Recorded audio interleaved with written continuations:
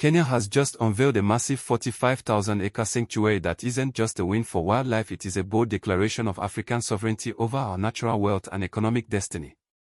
This isn't just another luxury getaway, it is a strategic masterstroke in the fight to reclaim Africa's resources from foreign exploitation. Today, we are diving deep into the significance of the new 45,000-acre Rhino Reserve and the high-end safari camp that is set to redefine how Africa engages with the global economy.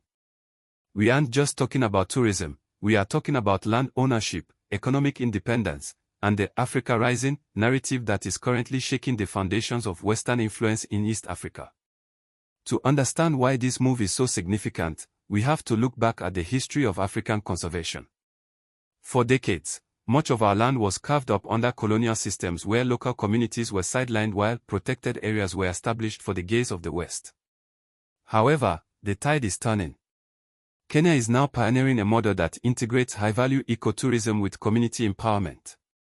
This isn't just about protecting rhinos, it's about creating a sustainable economic engine that keeps wealth within African borders.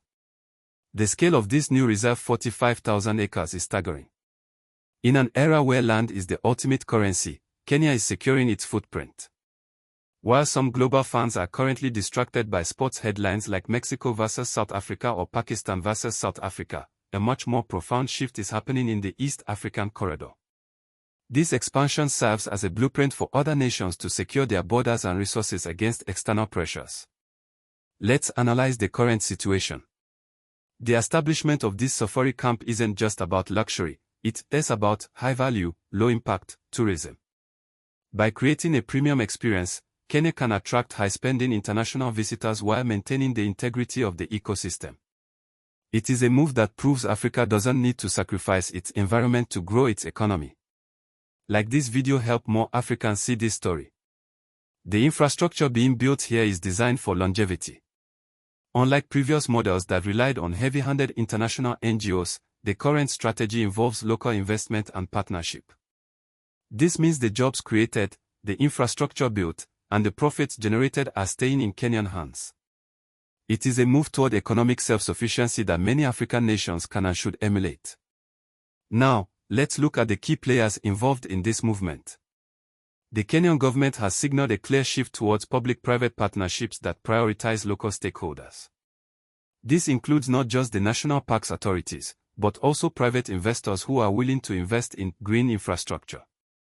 Furthermore, we see local communities being integrated into the management of these lands, ensuring that the people living alongside these rhinos are the primary beneficiaries of the tourism boom. This brings us to the heart of the matter, the Pan-African implications. When Kenya succeeds in creating a sustainable, high-value model for land use and conservation, it sets a precedent for the entire continent. We are seeing the rise of an Africa-first economic policy. By showcasing how we can protect our wildlife while simultaneously building world-class infrastructure, Kenya is proving that Africa doesn't need to wait for Western permission to develop. This is the essence of the Africa Rising narrative, taking ownership of our narrative and our resources. What does this mean for the future? It means a shift in the global power dynamic. As Africa becomes more self-sufficient, its ability to negotiate with global powers increases. We are moving away from a model of aid and toward a model of partnership. Kenya is showing that by investing in our natural capital, we can create jobs, build infrastructure, and preserve our heritage simultaneously. Subscribe for honest Pan-African analysis you won't find on CNN or BBC. In the coming decade, we will see more African nations looking at this Kenyan model as they seek to expand their own reserves and protected areas. The goal is a continent where our resources are managed by Africans, for Africans, and enjoyed by the world only on our terms.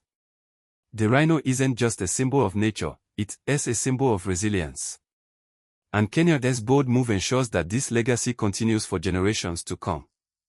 Check out this next video on how other African nations are reclaiming their land rights and building independent economies. The future of the continent is bright, but only if we stay vigilant in protecting our assets. What do you think about Kenya's move? Is this the blueprint for all of Africa? Let me know your thoughts in the comments below.